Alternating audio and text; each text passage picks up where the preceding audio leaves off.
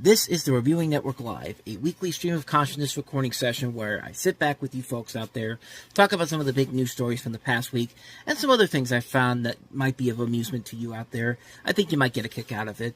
Now, these are more like audio podcasts and are much longer than my usual videos and are also, for the most part, unedited and will contain some foul language. So, if you're easily offended by that, I advise you to maybe step back a bit, maybe go somewhere else. But hey, if you're up to the challenge, sit back, relax, and enjoy the show. Thanks.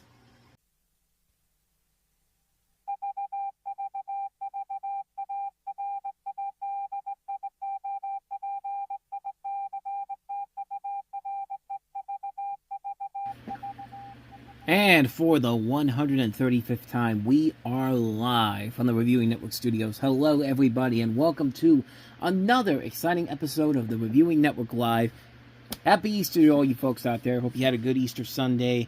Got to see your families, got to eat a bunch of candy, got to play Easter games with the kids and all that. So, as we get ready to start a brand new week ahead, we look ahead to, we look back at the past week, I should say, and, needless to say, it was not a truly interesting week in terms of movie news in general. We have a couple of notable things that happened in the movie world, the television world, and also a little bit of sports news that I kind of want to bring up here. But this week in particular really wasn't a big news week, which is a good news, bad news situation. Good news is that this won't be too long of an episode. We'll probably get this done within under an hour. But the bad news is this probably means that the next week is probably going to be filled with a ton of news stories, especially with CinemaCon coming up in a couple of weeks' time. And for those of you that don't know, this next week in particular is going to be my Steel City Con week, and that usually is a very hectic week in particular when it comes to, like, you know, getting everything together for late Tuesday night into early Wednesday. We start filling the truck up on Wednesday, and then Thursday we take everything to the convention center, put it up, takes up a long time of the day, a long period of time of the day. We usually get there around 11 a.m., noonish, and then we're not done until probably well after 6 or 7 o'clock, or at least. I mean, it's a long process overall, but then we have the Comic-Con Friday, Saturday, and then Sunday, and then late Sunday night, of course, is when we have to put everything back, and by the time Sunday, this time next week comes around, I will probably be extremely tired as all hell, because it would have been a long week, which is fun, but yeah, sitting there for 3 days and then bringing everything up and bringing it back, it does a lot on your body. So hopefully next week will not be too big of a news week in terms of movie news and all that type of stuff, especially with CinemaCon coming up the very next week. That'll be the big week where we'll get a lot of movie news, but I'm probably expecting it to be a very busy week next week. But we'll have an episode out there next week, whether it's a busy week or not. We've got you covered here on the Reviewing Network Live, but I've already taken up 2 minutes of your time here, so let's go ahead and get to our show here. Let's start off with what we usually start off with, and that is, of course, the weekend box office. And it certainly was a very interesting topic of conversation, especially with the number one movie. But there were some other big stories within the box office itself that we'll get to in a little bit here. Let's start off with the number 5 movie, of course, which is a movie that's been hanging in there, has not really had a lot of promotions in the last week or so since the buzz on it kind of died down, but people are still going out to see it. Reminders of Him brought in $2.2 million this weekend, dropping 53% from the previous weekend, bringing its 4-week total now to $45.4 million. Not a bad run for this movie, considering no big stars, and they're riding on Colleen Hoover's name and all that. $79 million worldwide, massive hit for Universal, and like I said before, Colleen Hoover is the new Nicholas Sparks. Any movie that is based off of a book is guaranteed, at least right now, to be a box office success. So we'll see if that continues with Verity next year with M. Night Shyamalan. My guess will probably be yes, but we'll see. But I think that's who is directing that next film, but I could be wrong on that. Actually, I think I am. I know M. Night Shyamalan has another movie out here. I'm starting to think about it now. I think Verity's actually done by... Yeah, it's done by Michael Showalter, not M. Night Shyamalan. I'm getting the name confused here. But what is M. Night Shyamalan's next movie, though? I know he's got one next year with another writer. I think, is that the one with Nicholas Sparks attached to it? Remain. Yeah, that's the one that has Nicholas Sparks on it. So Nicholas Sparks seeing what Colleen Hoover's doing right now and saying, "Bitch, I'm coming back and I'm gonna take your buzz away from you."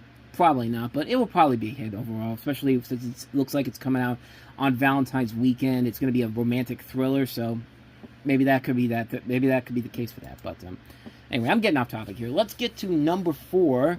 Has been hanging around the last couple of weeks, but with a big new family film out this weekend, you kind of expected Hoppers to lose a lot of its muster, but it did okay, dropping only 52% from last week. $5.8 million. After 5 weeks, it's brought in $149.6 million. Worldwide, it's over $500 million worldwide. A big Pixar original hit where they desperately needed it badly, man. But let's get to the number 3 film this week. This is where the conversation starts to get very interesting here. Number 3 this week we have The Drama, which is the new romantic comedy, black comedy drama, or is it actually really a drama? But a romantic dramedy, if you will, which features Robert Pattinson and Zendaya. They're a happy engaged couple who's put to the ultimate test when an unexpected turn sends their wedding week off the rails. It's an A24 movie. Of course it's going to be that way. But $14.3 million, which is not bad for that movie, considering it cost $28 million to make. They've already made half that budget back. Film did pretty well with most critics. 77% have given it very positive word of mouth. I haven't seen any real trailers for this, so I can't really tell you if this movie looked promising or not. But I'll probably check it out at some point. Robert Pattinson, Zendaya, they are very good actors, and directed by Christopher Borghili, who did Dream Scenario, which was the Nicolas Cage movie, and also Sick of Myself. I haven't seen any of those movies, so I thought there was some kind of controversy that was going on with this movie. But I'm looking on Wikipedia; it doesn't say it's on here, so I don't know if that was part of a publicity stunt or what. But I don't know. If there is, I'll talk about it on the next week, if it actually is in there. But this was produced by Ari Aster, and Ari Aster is a notable name with A24, so maybe that was part of the reason why people went to go see it. But mostly, I think it mostly was to be seen because of Zendaya and Robert Pattinson. So maybe that's why. But I digress. Let's go to the number 2 movie this week, and that is Project Hail Mary. After 2 weeks as the number 1 movie, it's dropped down, but still doing very good business. $30.7 million this weekend, dropping only 43% from last weekend. Its 3-week total now is $217.2 million. If you include the worldwide numbers, it's up to $420 million. Excellent news for this film, and excellent news for Amazon MGM, who needed a massive hit badly, and they're going to get it with this movie here. Cost $160 million to make, so they are well on their way to making a decent amount of money on this. So, great movie indeed. So let's go ahead and move on to the number 1 movie of the week, which is not surprising whatsoever. Yeah, it really wasn't a surprise what this movie was going to do, but the Super Mario Galaxy movie, the number 1 movie this week, and needless to say, it cleaned up big time at the box office. It brought in $130 million domestically, $131 million technically, if you want to round it up to the nearest dollar. $131 million for its 3-day opening.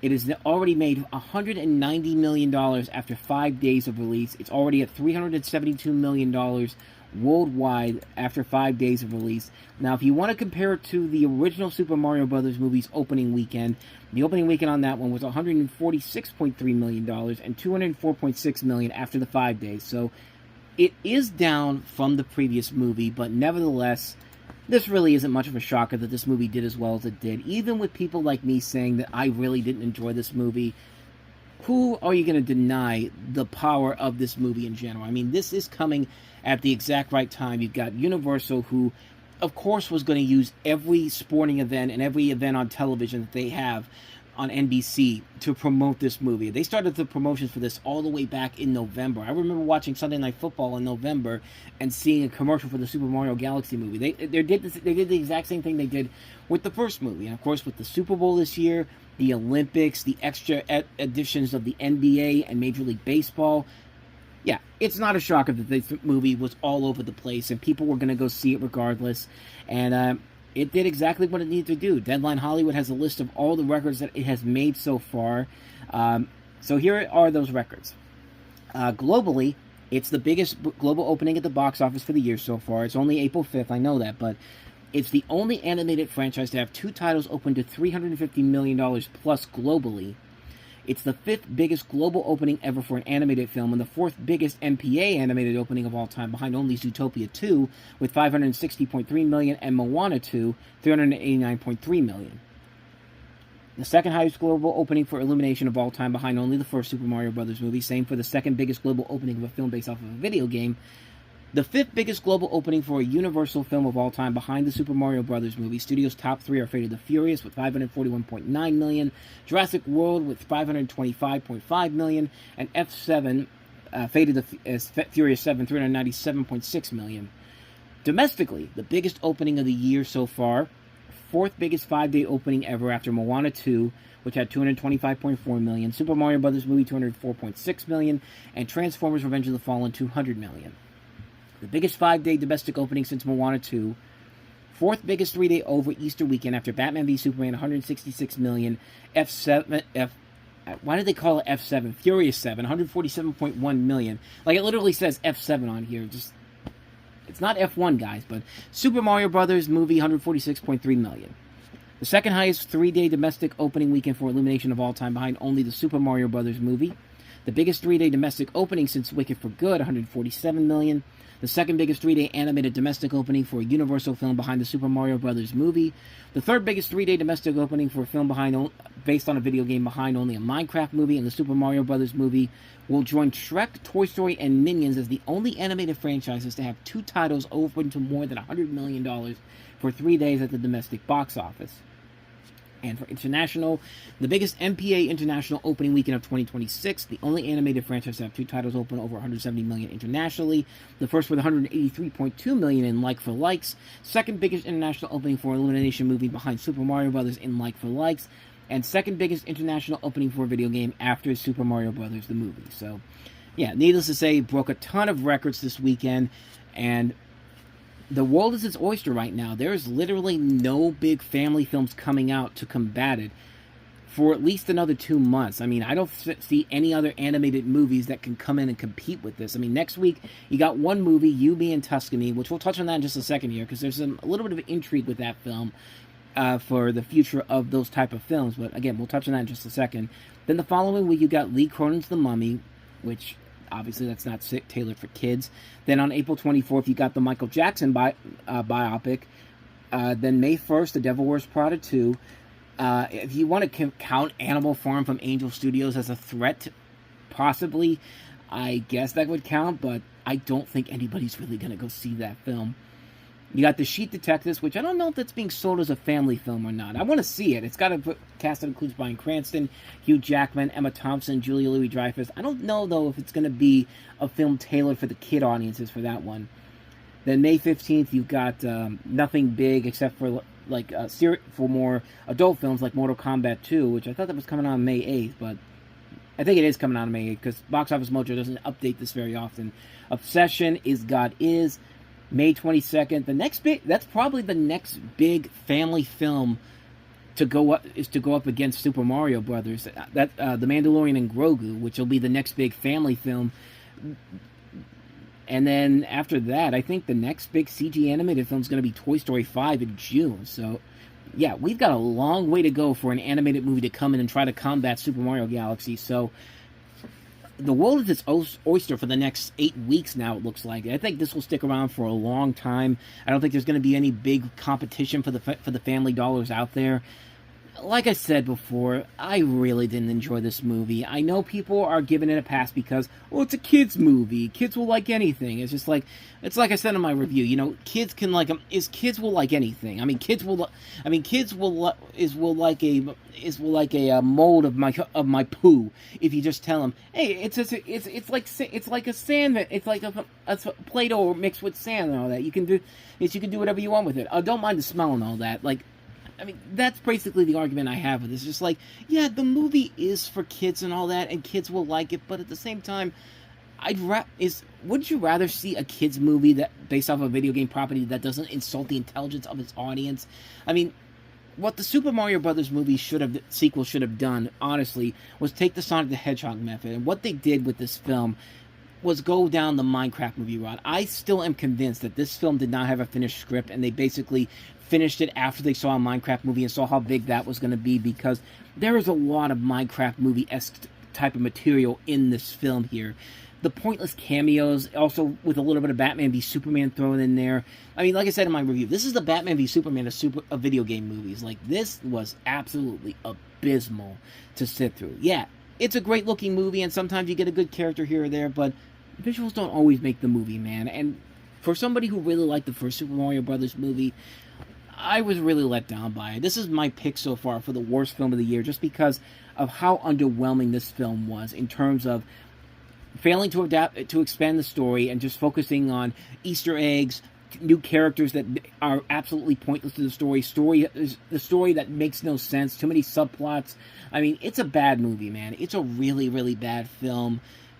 And yeah, I can't believe that Nintendo allowed Illumination to do this. I mean, this is just unacceptable, man. This is bad. This is just a bad film.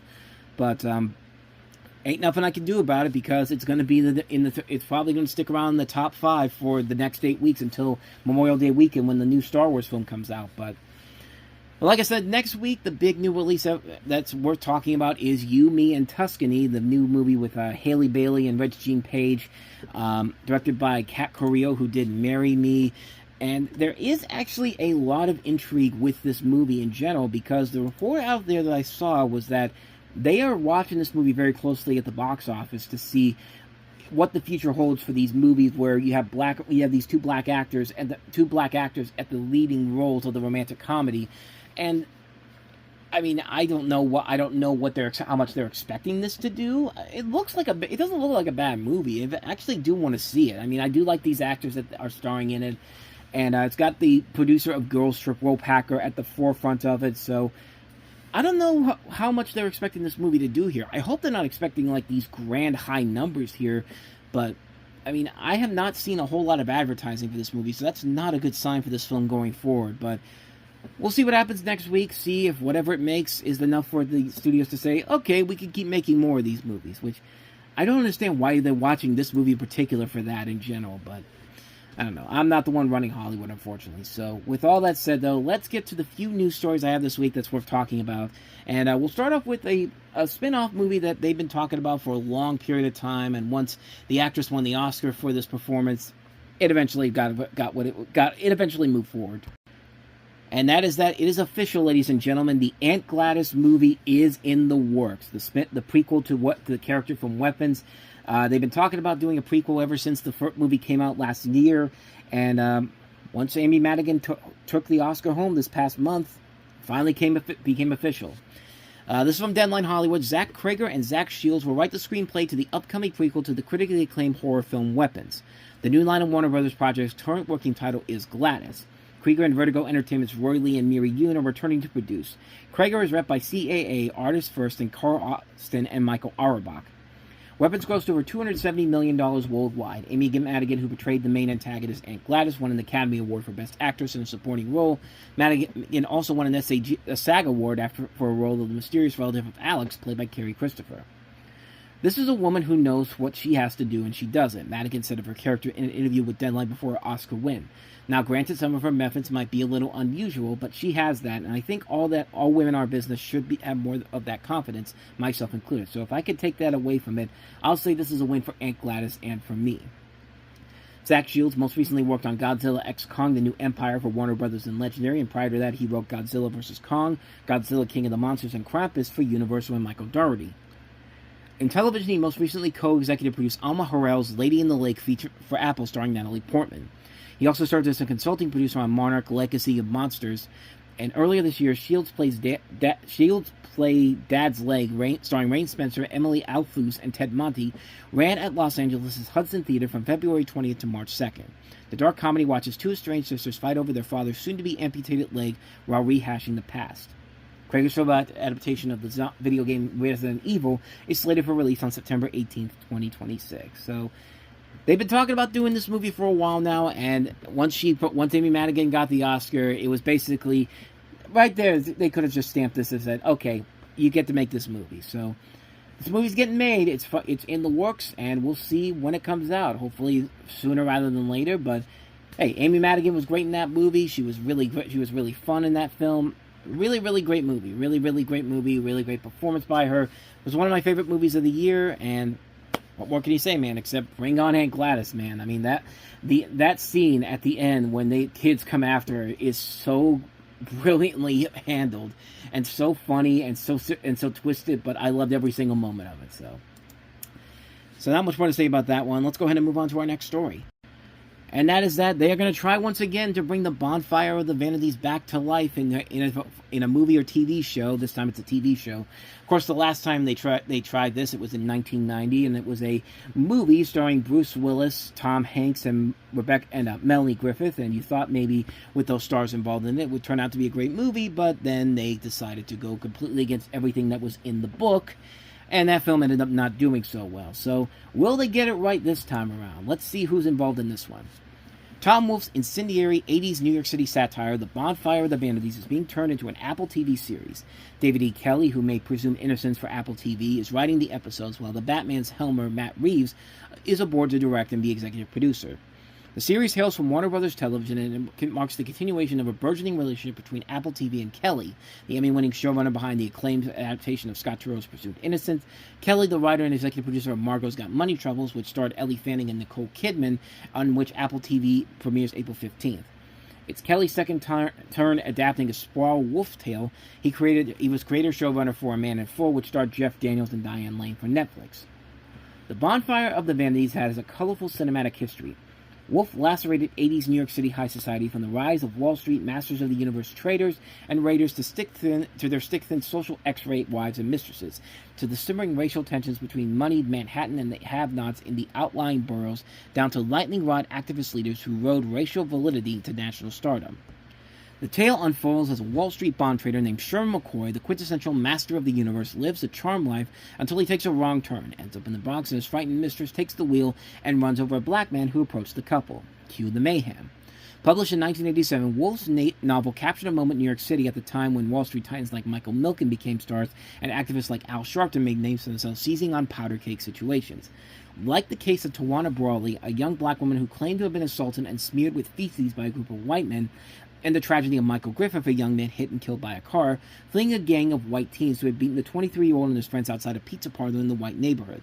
The novel used all the tensions to propel a study of greed, avarice, and racial division between the haves and the have-nots, leading to McCoy getting his comeuppance. The book was quickly adapted by Warner Brothers, who set Brian De Palma to direct a film which seemed to have blockbuster written all over it. Tom Hanks playing McCoy, Melanie Griffith playing his mistress, and Bruce Willis playing the scurrilous journalist in the center of it all. Confident that the film would be a hit, De Palma allowed Wall Street Journal critic Julia Salmon to full access on the set to chronicle the making of the film. Bonfire became one of the biggest flops of its era, and Salmon was the only winner. Her expose, The Devil's Candy, became a bestseller and seminal study of what can go wrong in movie making despite the best efforts of top filmmaking and acting talent.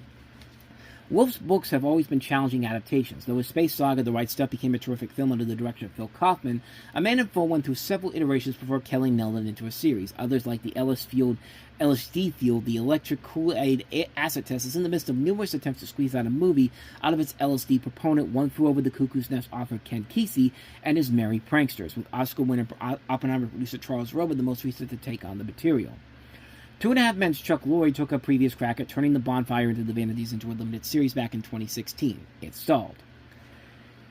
So, yeah, they've been trying a long time to get this made and done it right. And, you know, the first time they did this with that movie, like I said, it was a bad movie. It was just a mad miscalculation. They thought they could just cast everybody that they could get on there. Some of the biggest stars at the time, and a really good director, Brian De Palma, and the check would write itself. The movie would become a big success. And yeah, it didn't happen that way. So I respect it. I like David E. Kelley a lot. This is a guy that has written a lot of great stuff over the last 40 years. Of course, Ally McBeal, The Practice, L.A. Law, Picket Fences. I mean, he's one of those great writers that usually can do no wrong. So I'm very curious to see what he'll do with this. And hopefully he can do the same thing he did with Presumed Innocence, which turned out to be a pretty good show when it was all said and done. So I'm cautiously optimistic to see where this goes. So let's see how that turns out. And let's get you an update on the Daniels' latest movie, and not a very good one if you were hoping to see Ryan Gosling in it. So, not too long ago, we said that Ryan Gosling was the first one to be casted in the Daniels' follow-up to Everything Everywhere All at Once. But a few weeks later, It turns out it's not the case. After hoping to get a deal done for Ryan Gosling to star in Universal's secret untitled project directed by Daniels, sources now say Gosling will no longer be appearing in the film. When Deadline first broke the news that Gosling was in negotiations to star, we also learned that the film was set to shoot in Los Angeles this summer after receiving a California tax credit. The project was unable to move off its targeted date, so scheduling could not be worked out with the studio and Gosling to close a deal. While an exact scheduling reason was not given, Gosling is coming off the smash hit Amazon MGM Studios pick Project Hail Mary. A big reason for its success is the huge marketing campaign Gosling and the studio have put up during the past month and a half.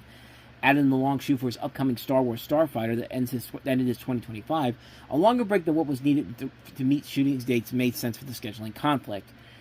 Even with Gosling's departure, Universal and Daniels are in line to make their targeted dates, and given how high Gosling was on the script, the project is sure to have plenty of suitors chasing for the role he was up for. The film is set to bow on November 19th, 2027. So yeah, this is a movie that they were literally getting ready to shoot very soon, but I really want to know why Ryan Gosling turned this down here. They say it's a scheduling conflict, but a scheduling conflict with what? I mean, he already completed Star Wars Starfighter, so I'm really curious to see what else he's working on here. He's got another movie that's actually in post-production right now, Love of Your Life, which that also filmed back in October, so I don't know.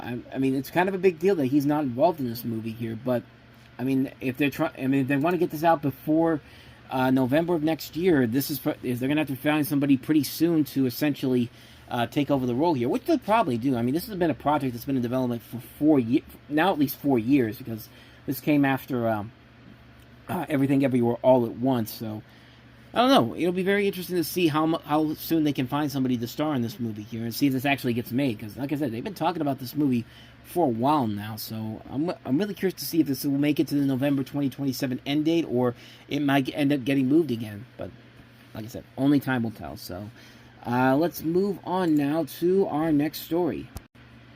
And that is that Ryan Coogler, fresh off of his Oscar win with Sinners, is heading to Disney Plus to do an Animorphs TV series. Now, if you don't remember Animorphs, these were these books that came out in the 1990s where you had these kids that could turn into various animals. They were popular scholastic book series. If you had a scholastic book fair back in the day, you would usually see these books there all the time.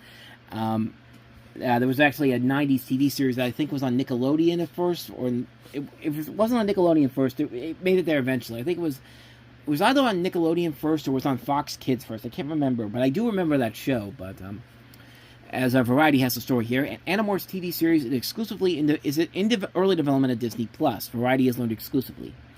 Balin Wolcott is attached to write and executive produce the adaptation, with Ryan Coogler, Sev Ohanian, and Zinzi Coogler executive producing on behalf of Proximity Media. Io Luchez and Caitlin Friedman executive produced by Scholastic, with Scholastic having published the books on which the studio is based. 20th Television is the studio. The official logline states that the show follows a group of teenagers who uncover a hidden threat lurking beneath their everyday lives, all while juggling relationships, curfew, and the chaos of high school. The book series, which was created by Catherine Applegate and her husband Michael Grant, followed a group of teenagers, Jake, Marco, Cassie, Rachel, and Tobias, who discovered that the Earth is being secretly taken over by a parasitic alien race known as Yeerks.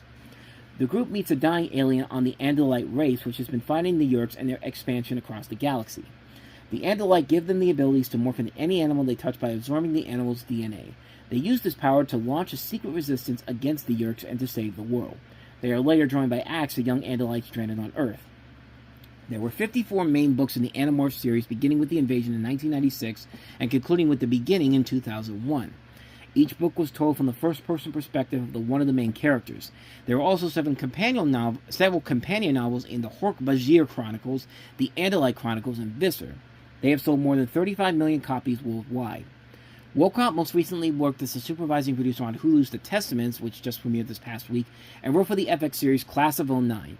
He's also worked on shows including The Summer I Turned Pretty and Impeachment: An American Crime Story. Coogler and Proximity Media are currently under a TV overall deal with Disney. Under the deal, Coogler is working on a pilot for a reboot of The X-Files, starring Daniel Deadwyler and Himesh Patel. He's still fresh off of his Oscar win for the hit film Sinners, with the film taking 4 statues overall, and Coogler taking home the award for Best Original Screenplay. Should it move forward, this would be the second Animorphs TV series to make it to the air. A live-action series on Nickelodeon, okay, there you go, Nickelodeon, aired for 2 seasons between 1998 and 2000. The show starred Sean Ashmore, Brooke Nevin, Boris Cabrera, Nadia Nascimento, Christopher Ralph, Paula Costanzo, and Eugene Lipinski. There was also previously an attempt to develop an Animorphs film in 2020, no, it never moved forward. This would, and of course a pop-up just randomly starts coming up on here, but this will also be the latest young adult book-to-series adaptation to find a home at Disney+. The streamer currently airs Percy Jackson, which is going into its 3rd season. While they are currently in production on a live-action Aragon series, previously Disney+ aired a series based on the R.L. Stine Goosebumps books for 2 seasons. So, I mean, I do remember the Animorphs books and the TV series, and I do like Ryan Coogler, so this sounds like a match made in heaven. The big question, of course, is, will it eventually get on the air? I think it will mostly depend on how the X-Files pilot goes. And I thought the X-Files pilots probably had a stronger chance to go forward. But then again, look at what happened with the Buffy pilot they were going to put on the air. And they were really seeming like they were going to go ahead and really go full speed ahead on that. But, of course, that never happened. So, I mean, I don't know. I don't know if this is actually going to be where... I don't know if it's actually going to be whenever... You know, if this thing actually makes it on the air or not, but I think it should. It sounds like something that is something that should be considered for a reboot nowadays. I mean, that's a franchise that I think could really work nowadays. So, very curious to see how that one will pan out here. So, speaking of properties that are getting a reboot here, let's go ahead and take a look at our next one. So this is just a quickie right here, but the Spaceballs sequel is coming out within the next year, April 23rd, 2027. This is a story from Variety. Amazon MGM Studios has set Mel Brooks' long-awaited Spaceballs sequel to debut next spring. The sci-fi spoof movie, which marks a return to acting for star Rick Moranis, will be released on April 23rd, 2027, in time for the cult classic's 40th anniversary. Moranis will reprise his role as the goofy intergalactic adventurer as Lord Dark Helmet alongside Bill Pullman as Lone Star, Daphne Zuniga as Princess Vespa, and George Weiner as Colonel Sanders. Brooks, 99, a winner of the coveted EGOT and hailed as one of the greatest comedic filmmakers in Hollywood history, also returns as the yoga-esque being Yogurt. Josh Gad headlines the new cast, which also features Keke Palmer, Anthony Kerrigan, Louis Pullman, and Bill Sun. Every day was such a trip, the younger Pullman told People last year. It felt like a bizarre situation. I just couldn't believe my luck. Josh Greenbaum, who is known for Barb and Star Go to Vista Del Mar and Will and Harper, is directing from a script by Gad, Benji Samit, and Dan Hernandez. Like the 1987 Brooks-directed original, the sequel is expected to take on riffs on popular sci-fi franchises like Star Wars, Star Trek, and Alien. The sequel was revealed last summer in a video shared by Brooks. 38 years, there was only one Star Wars trilogy, the Crow reads. But since then, there has been a prequel trilogy, a sequel to the prequel, a prequel to the sequel, countless TV spin-offs, a movie spin-off of the TV spin-off, which is both a prequel and a sequel. The video points out that other franchises like Jurassic Park, Avatar, and Harry Potter have also continued to expand. But in 38 years, it concluded. There has only ever been one Spaceballs until now. So yeah, not much more to say about that one, except that Spaceballs 2 is heading its way to theaters next year. Kind of intrigued that they got this out before the CinemaCon news comes out in the next 2 weeks, which I would have thought they would have announced it back then. But hey, it's coming out, and maybe this is a sign that maybe if they don't have anything else for late, well, this might not be the official date. They might move this up here. I feel like this is a film that could get moved up if they were desperately needing a hit. Oh, and speaking of Yumi and Tuscany, look what's playing on the TV right now as I'm recording. Hard to believe. Oh,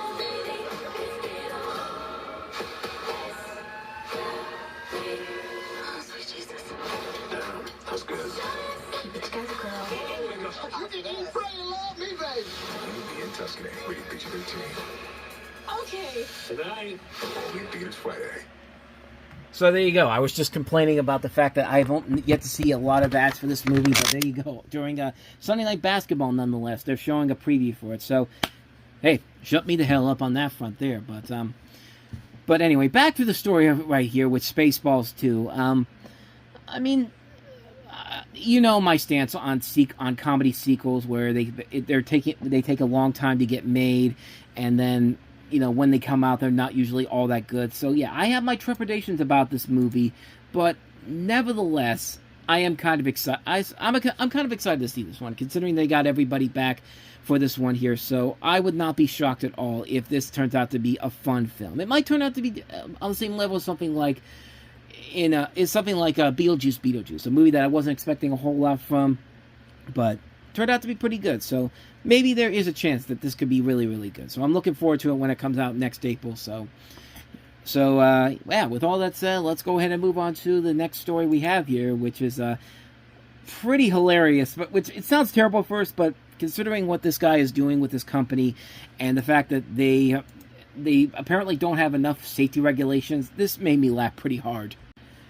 So, Jonathan Majors is back, and needless to say, talk about one of the biggest generational fumbles of all time, man. The decade began for him so promisingly with stuff like Lovecraft Country, and then he got cast as the big new baddie for the MCU with Kang. He was going to be in Creed 3. I mean, it was looking like it was going to be his time, man.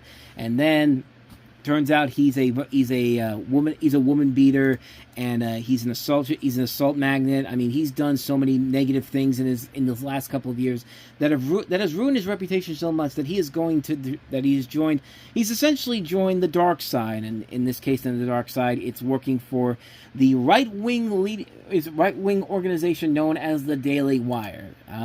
The news broke a couple weeks ago that he was trying to begin his comeback this time on a new untitled action film for the Daily Wire, but there's been a lot of controversy about that, not just for the movie itself and everything, but the way that the film is being produced is apparently leading to a lot of question marks. I've got the story here from Deadline Hollywood. So, just over a week after several crew members walked off the South Carolina set of Jonathan Majors' upcoming untitled action film for the Daily Wire and Dallas Saunders' Bonfire legend, more details about the safety concerns that led to the strike have emerged. As we previously reported, IATSE called a strike against the production on March 26 over a series of labor issues. We understand that initially the union attempted to sign a contract with the production in order to secure payment into the union's health and pension funds. However, things got more serious as the safety concerns grew over the past 5 weeks of production.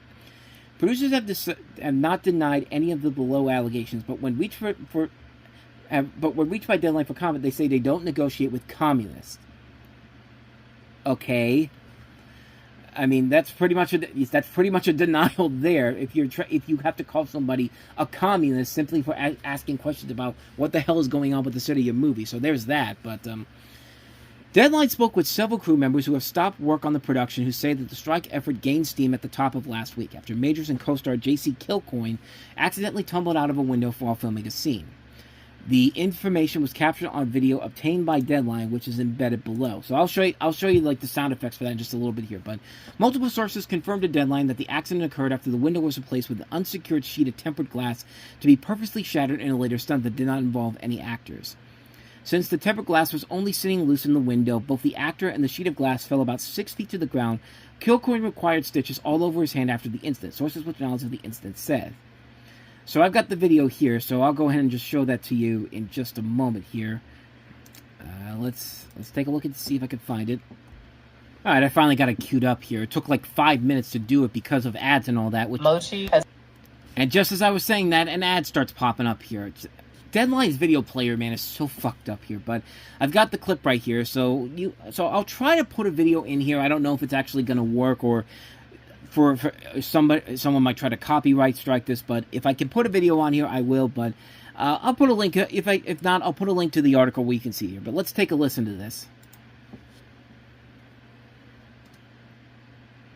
Come on, play.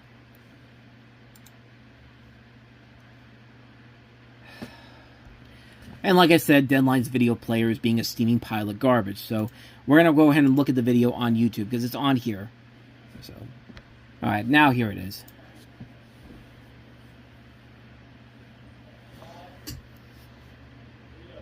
And camera set. Here we go, guys. Ready? In 3, 2, 1, action! No! So if you're watching this, you see that Jonathan Majors and this actor that's next to him, Kilcoyne, looked like one of them just got Jonathan Majors got shot, and they're supposed to go through this window, and of course everyone on the set. But it starts off like, okay, this is what it was supposed to be like, but then of course the window breaks and all that, and then of course you got the aftermath of all this.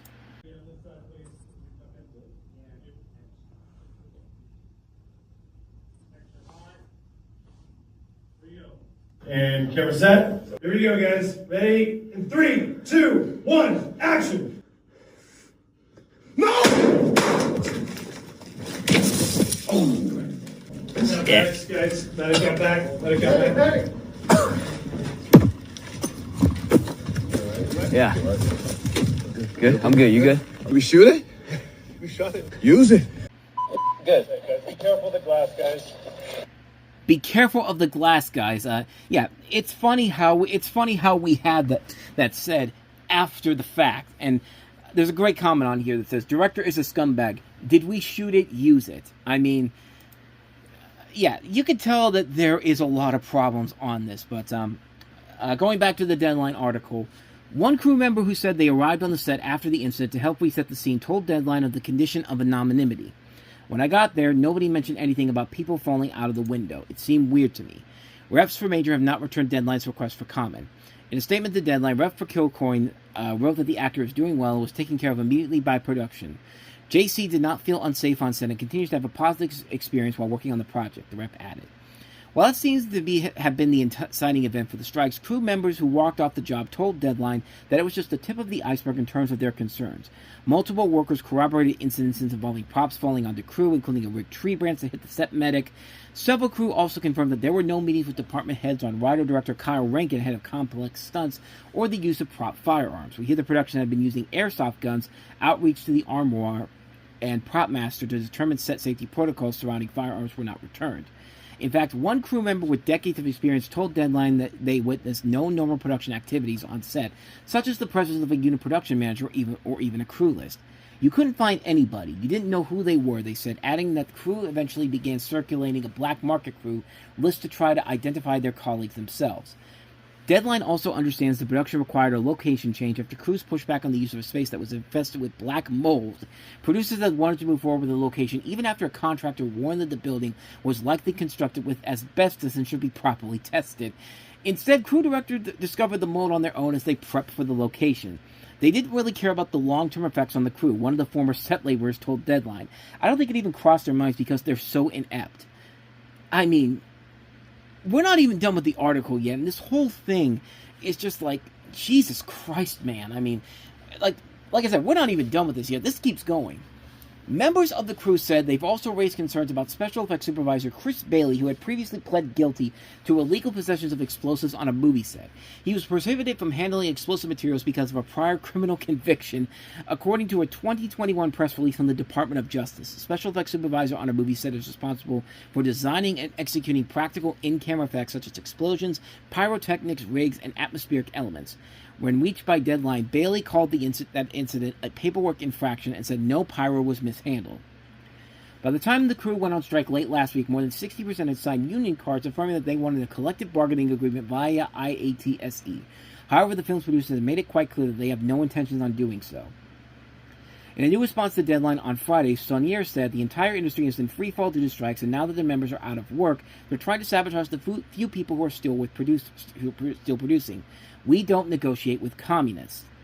That's after a statement Thursday when he first reported the news of IATSE's efforts, in which he said he and his fellow producers were too busy being badasses, blowing shit up, flying helicopters, and killing movie tourists to concern ourselves with 4 assholes with signs on the sidewalk and their illegitimate strike. So this whole project is sounds like a disaster on so many levels. And, you know, you're telling me that a company called the Daily Wire, like the Daily Wire, has a lot of safety precautions, a company that keeps defending the shenanigans of an administration that won't admit that the only reason they bombed Iran was to make you forget about the Epstein files, and they all have no intentions on how to figure out how to get out of the situation that we're in right now, among many things, and that their heads are pretty much caught on fire at this point. You're telling me that a company that defends that has apparently a lot of problems with safety considerations. Color me shocked and stupefied. I'm like Jackie Charles on Seinfeld in the last episode. I am shocked and chagrined, mortified and stupefied. Like, I mean, somebody's gonna get killed on this set here. You could say, you know, the last two, big accidents we've had on film sets were all things that could have easily been avoided. Of course, the Twilight Zone thing with McMorrow back in the 80s, and then the 90s you had the Brandon Lee getting killed on the set of The Crow, and then more recently Alec Baldwin accidentally shooting a cinematographer with a prop gun in Rust that ended up killing her. And I mean, this doesn't happen all the time, but the fact that this studio feels like they have to, it really does feel like the studio's looking at all those past instances and said, oh, we could top all that. We're just going to pretend like we don't give a shit. I mean, it's ridiculous, man. It's a ridiculous scenario, this whole thing, and it's asinine. It's completely asinine that this thing happened, and now that this video is out there, people are very much aware of what's going on with this production in general here, and just watching that video and seeing the people that they're acting like this is not a big deal whatsoever, and one of your biggest stars went to the hospital because of this. But I mean, it's a bizarre situation here. And I don't know how this is going to turn out in the end. I don't know if they're going to keep going with this until somebody literally gets killed on the set and they can use that as a marketing ploy for this, which doesn't usually help the movie in the long run. Just look at what happened with Rust afterwards. But I don't know, man. But this really kind of bugged me when this happened. And just watching the video and seeing that how much this production really does not give a crap about safety precautions and how they're just completely running this thing like it's kind of like the Fire Festival or the Barbie Festival of movie making right now, or the Wonka Festival, if you will, if you know what I'm talking about. Those festivals where they had these high aspirations, and then when the thing actually happens, it turns out to be a colossal failure. That's what this movie seems like it's going in the direction for. But that's all I got for you on that one. So let's go ahead and move on to the last story we have here. And we're going to take you to the world of college sports, because today, of course, was the women's college basketball championship. The men's is tomorrow with UConn and Michigan. But before we had the women's basketball championship today, there was a controversy that broke on Friday regarding the two coaches that had their teams playing in that game on Friday. So, if you don't follow what's been going on in college basketball, of course, I mentioned the men's college basketball championship tomorrow night between UConn and Michigan, but today was the matchup between UCLA and South Carolina, and South Carolina earned the right to the women's tournament game today because they beat UConn on Friday, and it was a game 62-48 with Dawn Statley's team beating the team led by Geno Auriemma, I think I'm pronouncing the name correctly. Geno Auriemma. That's how it's pronounced. But during the game, you could just tell that the coach of UConn, who by the way was unbeaten at that point, and he's been coaching a lot of unbeaten teams for a number of years. He's won many championships, as has Dawn Statley. Dawn Statley has a couple of championships of her own, but you could tell that this game on Friday felt very, very different. I've got the story from the Associated Press. It says, Dawn Statley and South Carolina are back in the NCAA tournament after knocking out unbeaten UConn and Geno Auriemma in a physical contest that ended with a heated exchange between the game's most recognizable coaches. And here is that heated exchange. With the officiating with his team performance with South Carolina coach Dawn Statley, he was not a happy man. The Huskies coach, again, another one of these pop-ups keep popping up on here. The Huskies coach ripped into the officiating during a live TV interview and then had a heated argument with Staley in the final seconds of their 62-48 loss to the Gamecocks. But a rough night for UConn stars Sarah Strong and Aziz Fudd was the main cause of the Huskies' poor showing in the national semifinals of the women's Final Four on Friday night. A minute after a sideline blow-up, Auriemma stalked off the floor alone, stewing over the nightmare performance. Fudd, a senior, shouldered the blame, but saying she felt she let the team down. I thought some of our shots were a little rushed. Some of our offense was a little rushed out of pace, Fudd said, but when we got a lot of good looks, a lot of shots in our offense, shots that we are used to taking, we just didn't hit very many. The Huskies hadn't faced much on-court adversity this season, winning almost all of their previous 38 games by a lopsided margin. Once it hit on Friday, UConn wasn't able to respond. Auriemma says the officiating didn't help. There were 6 fouls called that quarter, all of them against us, Auriemma said on the broadcast at the end of the third quarter. And they've been beating the shit out of us, it's been bleeped out here, out of our guys the entire game. I'm not making excuses because we haven't been able to make a shot, but this is ridiculous. Their coach rants and raves on the sideline and calls the referee some names you don't want to hear. And now we got 6-0, and I've got, again, another one of these pop-ups keep popping up here. Stop! Their coach rants and raves on the sideline and calls the referee some names you don't want to hear. And now we get 6-0, and I got a kid with a ripped jersey, and they go, I didn't see it. Come on, man, it's for a national championship. Auriemma wasn't finished showing his displeasure. The 72-year-old coach walked towards Staley in the final seconds of the game before the two had an angry exchange, with assistants having to get in between them. Auriemma blamed the dust-up on Staley not following the proper protocol for a pre-game handshake. Once the game finally ended, Auriemma slowly walked off the court and down the tunnel without a post-game handshake for the Gamecocks. The team did shake hands, and Auriemma apologized for his behavior on Saturday. Okay, so he's talking about Dawn Statley not going through protocols beforehand, and yet at the end he doesn't do the protocols that you're supposed to do at the end of the game. So, I mean, even if you want to make the argument that he was just returning the favor for what she did, it's pretty clear that this dude had some problems going into that game. I mean, like I said, this is a guy who has won so many championships over the course of his career. I mean, this is not the first time he's been in this situation here. He's won several coaching national championships with UConn ever since he's been the coach since 1984. He's won 12 championships, including the most recent one before this game coming up. So, I mean, and he usually plays undefeated very well during those championships, but you could just tell that something was off with this dude from the very beginning. I mean, from that first interview, I mean, you could tell that he was pissed off right away. Well, Coach, a kind of wild turn of events. Sarah Strong's jersey is split right down the middle. I saw you speaking to the refs about it. What message did you try to convey? Right. There were 6 fouls called that quarter, all of them against us. And they've been beating shit out of our guys down there the entire game. Now, I'm not making excuses because we haven't been able to make a shot. But this is ridiculous. Their coach rants and raves on the sideline and calls the referee some names you don't want to hear. And now we get 6-0, and I got a kid with a ripped jersey, and they go, I didn't see it. Come on, man, this is for the national championship. It should be pointed out that he keeps talking about Sarah Strong's jersey being ripped, but they literally show the replay as soon as that was over that she ripped her own jersey. That's why they didn't call it, Geno.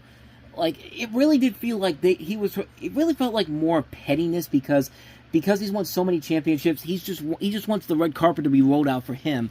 But yeah, I mean, that's ridiculous right there. But of course, it gets worse, and it's just like it wasn't like it didn't really feel like he was a guy who was like a head coach who was just pissed off because his team that was playing so well wasn't getting the right calls on him. This was a guy that knew that Dawn Statley was just doing too much against him, and it was getting to him by the end of the game. Like, let me see if I can go ahead and find the clip from the final seconds. All right, here it is right here.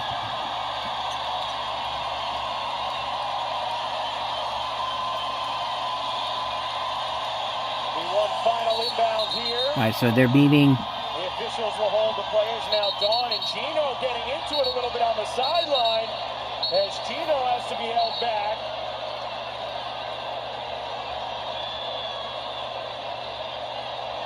I mean, you could see that the assistant coaches are doing everything they can to get these two away from one another. Now, I don't want to.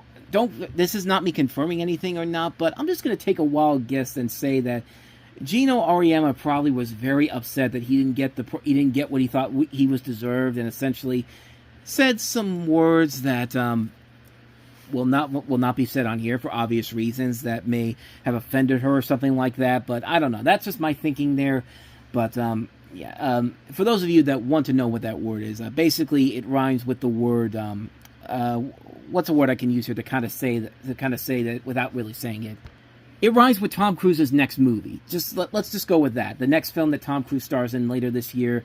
That's what I think he probably said to her after all this, because so he gave up on his team after that because he left the court before the game was even over, and and of course everyone kind of got on him. ESPN had a field day with Christina Williamson and also Chini Agumike talking about the situation here, but I got that right here. Agumike, Andrea Carter, and Christine Williamson here. He just mentioned mention the zest at the end of that game as South Carolina wins 62-48, a 14-point ball game.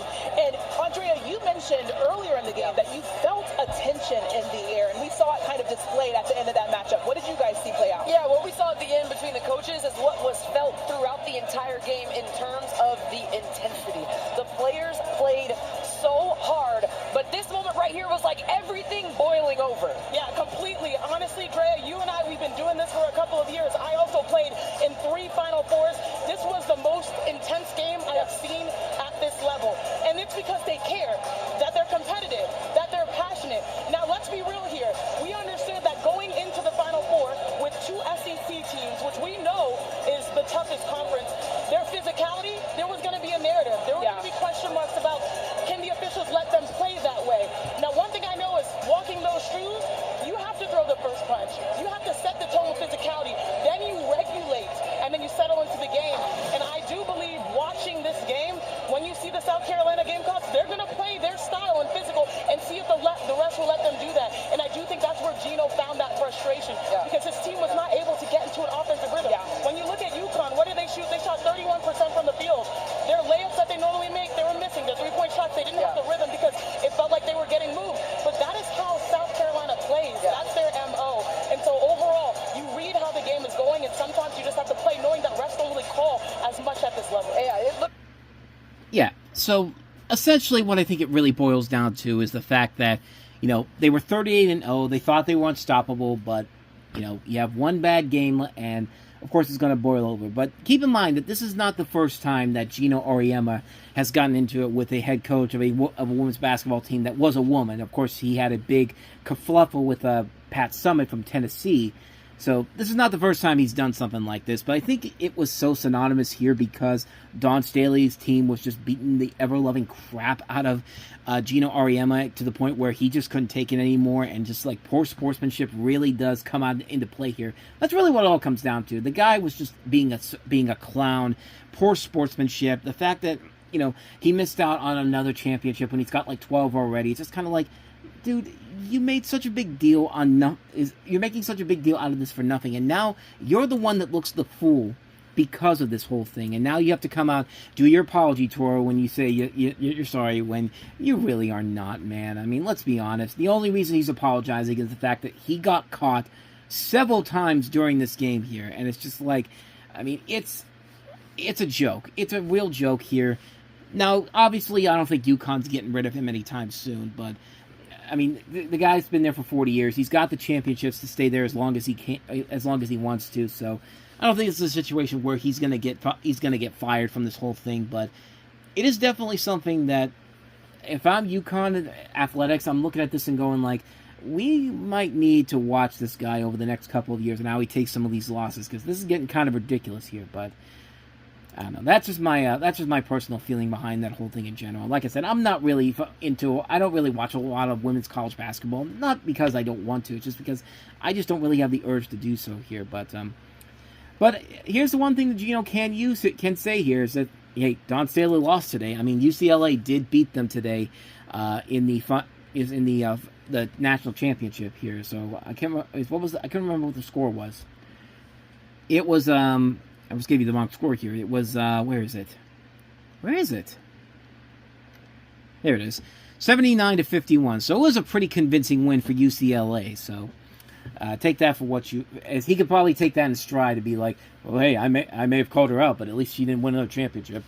But I don't think he's really happy about the situation. I don't think he's really feeling that way. It's just like, the dude fucked up. The dude made an ass of himself, and now the world is seeing him for the person that he is. But like I said, I don't think they're gonna get rid of him, even though he has been there for a long time. But I mean, that's just my take on that. So, with that said, let's go ahead and move on to some recommendations, and we can go ahead and get on out of here. Not a whole lot of new releases this week, unless you want to see one of the worst movies of the year, Mercy, with Chris Pratt. Which, yeah, that was pretty bad, but it's another one of those weeks where it's mostly just catalog titles. You got Over the Garden Wall getting a Blu-ray release this week for the first time ever. Shout Factory is putting out The Deer Hunter on 4K in a nice steelbook. Of course, won the Best Picture in 1978. What else do we got? We've got Carlito's Way getting a 4K steelbook release for for no particular reason. I thought it was for an anniversary, but then again, came out in 1993, so it wouldn't make sense to do a 33-year anniversary for that movie, unless it was a straightforward comedy. But yeah, other than that, though, not a particularly strong week for new releases in general. I think probably the best ones in general to get this week would be Over the Garden Wall and The Deer Hunter, if you don't have The Deer Hunter already on Blu-ray or physical media. But other than that, though, that's gonna do it for this episode of the Reviewing Network Live. And like I said, next week will be Steel City Con week, so hopefully we'll have a show for you next time around. But yeah, it's gonna be one of those long, grueling weeks. But we'll power through here. We'll get you some stuff out in the next week or so. I have a lot of projects I've got working on coming up in the next couple of weeks. I got to still do my Movie Stop 400th episode at some point. It probably won't be this week because I think I'm going to go ahead and start putting together the next big documentary series I'm working on. The Tomlin Standard is the Standard stuff, which will start at the end of the month. It'll be around the time the draft comes around. But I'm going to start working on that this week probably. But we will get that. But it'll be a very busy week here at the Reviewing Network, as it usually is. So with all that said, thank you guys so much for watching and listening to this. If you enjoyed this and want to see more videos like this, please go ahead and hit our like button, our subscribe button, and our notification button. Check out the previous episode we did, as well as the playlist of some of the other episodes we've done. And with all that said, I will see you guys next Sunday. So thank you so much for watching this and listening, or whatever way you're watching this or listening. Thank you for joining us. Let's go with that. And I will see you guys. I'm just kind of killing time here for some particular reason here. But anyway, thank you so much for watching and listening. And I'll see you guys next time. Until then, we are out.